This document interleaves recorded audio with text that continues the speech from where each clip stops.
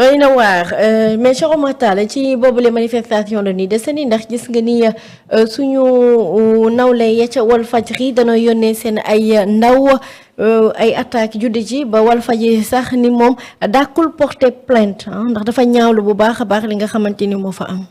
Oui, mais d'abord, par principe, oui. Il faut nous respecter la liberté de presse. On ne peut pas dire qu'on va respecter, qu'on est des citoyens, on se bat pour des droits, tout en violant des droits. Vous violez le droit aux journalistes d'exercer non seulement leur profession, mais vous violez aussi le droit à l'information. Parce que je pense que su fekkoon Walfadjri daa toog croiser les bras ne ñëw ma yónneewu ma waneewu ma su boobaa nga mën a wax Walfadjri liggéeyul.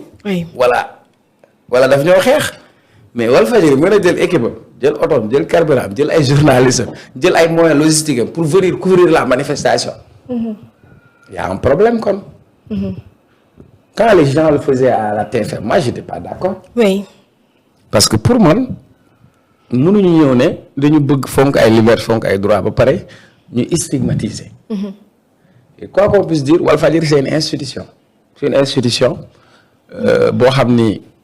ci ni mu commencé ci journal bu ndaw la commencé il y a toute une histoire tout un vécu maintenant nag dañu dem ba nit ñi dañuy gis sax léegi wàllu parparloo parce que bu ñu demee c'est ce qui est dangereux suñu demee ba au niveau de la presse on identifie les gens par rapport à certaines positions ou bien on identifie des gens par rapport à certaines lignes ça pose problème donc pour man loolu mënu ma ko rafetlu lu ñuy ñaawlu la et je crois que loolu c'est une erreur fatale parce que le fait que même de le dire en public c'est inciter yu mel noonu. Ousmane Sonko micro RTS ñëw fi woon. oui. mu dégager ko. oui. tey RTS moo koy couvrir. donc il faut qu'on arrête de stigmatiser les presses. il faut qu'on arrête. c'est-à-dire une presse qui vient pour couvrir laisse-le faire son travail maintenant presse bu nekk aussi ak liberté am ak ligne éditoriale am. pourtant man xëy naa gis benn une journal Les Échos photo bi mu génnee photo manifestation bu yàgg la du photo bii de loolu ci lu mu bokk par exemple. waaw nee nañ bu 2022 la dugal. oui mais.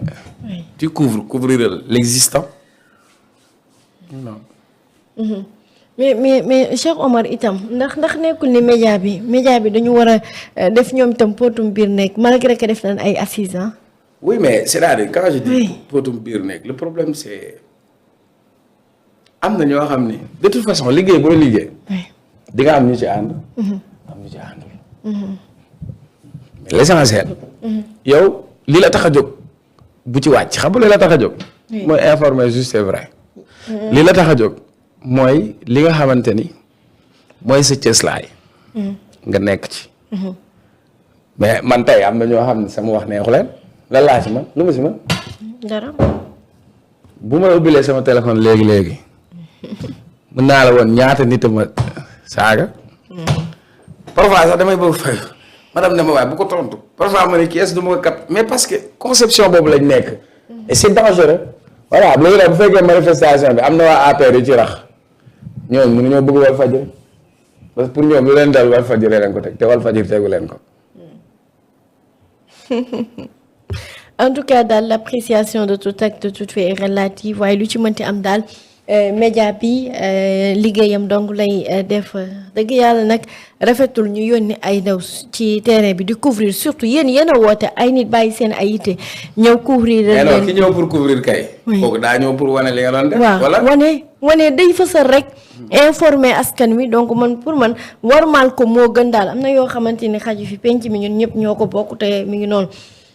Cheikh Omar sànq yaa ngi wax ba léegi éducation mais daal bac blanc 2025 bi dañ cee nemmeeku ab tricherie bu doy waar ampleur scandale bi dafa toll sax foo xam ne inspection académique bu Dakar dafa jël ay mesures parce que dañoo gis ni kenn ci ñi nga xamante ni jàpp nañ leen ci ab agent de la ville de Dakar la moom ñu def ko parce que dañ ni moom dafa nekk agent de la ville de Dakar mise à la disposition du lycée Blaise Diagne moom la ñu jàpp ni moom moo bokk ci ñi amal boobu la fuite ak ab élève bu ñuy wax Ka Gueye mu nekk loo xamante ni ñaawlu nañ ko bu baax ndax bac blanc la ca ñaari école yi nag lañ ko ñaari lycée yi lañ ko gis muy lycée Blaise Diagne ak Delafosse. am na benn année. waaw am ñu créé benn groupe WhatsApp. tuddee ko samp rek. loolu moo fi indi baatu samp rek. waaw. ba après xam Sénégal moom dañuy taasu rek samp rek xam nga lan ak lan. booy nee dañu samp dañ créé groupe WhatsApp tuddee ko samp rek. de plus en plus àdduna bi di dem c'est vrai que contrôle yi ñu ngi koy gën a def muy sophistiqué. mais tey même ak xarala yi. parfois les élèves sont même en avance sur leur enseignant. oui. moment bi ngay jàngal xale bi capacité yi muy développé ak yow fi nga nekk jafe na parce que. bokkul tricher yàgg na ci école yi. waaw. maintenant nag ça dépend parce que nit ku nekk aussi sa éducation ak valeur yi nga am ba pare. ma dama def exemple moi je me rappelle matière yi nga xam ne aywa ma ci woon rusoon naa tourné di laajte barke yàlla. damay rëdd li ma rëdd rek lem bi rek jóg dem sama yoon. waaye Cheikh mooy man ak mat. parce que waaw mooy man ak mat. mais question de parce que dama rëy. wallaay question de dignité je me dis que moi je peux pas me perdre parce que pour moi c'est une question de fierté en fait c'est d'abord question de conscience moi je me dis que.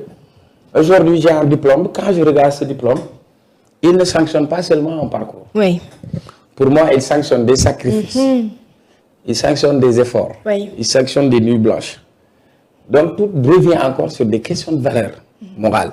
Oui. Que la personne se dise que l'imam, je l'ai eu avec le mérite. Mais quand, pour moi, un diplôme, c'est basé sur la triche ou sur du faux, j'ai un problème de conscience. Parce que je connais. dana war a am le tribunal de ta conscience. donc déjà important. Question d'éducation donc léegi nag si biir société boo xam ne da ngay jàngal sa doom fenn.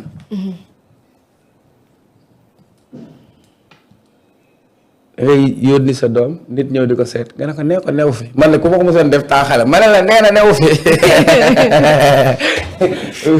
ba mu nekk xale moom bëccëg bi daa ñëw si kër gi rek mère da laa ko nee leen ko newu ma fi ma ñëw nag mu ngi fii laaxatu même géwél bu ñëwoon kër gi ndeysaan sama papa dem laaxatu ma ne leen bu leen dem toog leen man sama papa ngi fii donc pour vous dire c'est une question d'abord d'éducation. Oui. Mais malheureusement dañu nekk société de faux.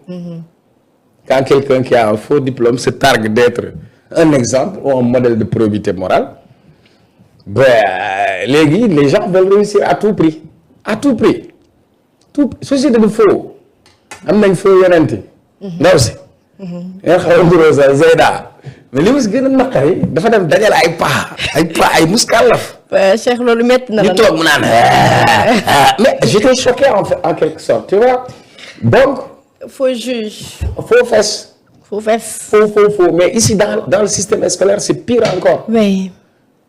Là on te parle d'examen blanc. Donc pour moi un examen blanc c'est important parce que ça te permet de se rectifier, de savoir quelles sont tes aptitudes, quelles sont tes faiblesses, comment tu vas faire pour t'améliorer. Donc finalement si suñu système bi dañ ko doon wax quoi ñenn ñi buñ tricher bu la ñu naan leen dans la vie on apprend pour savoir.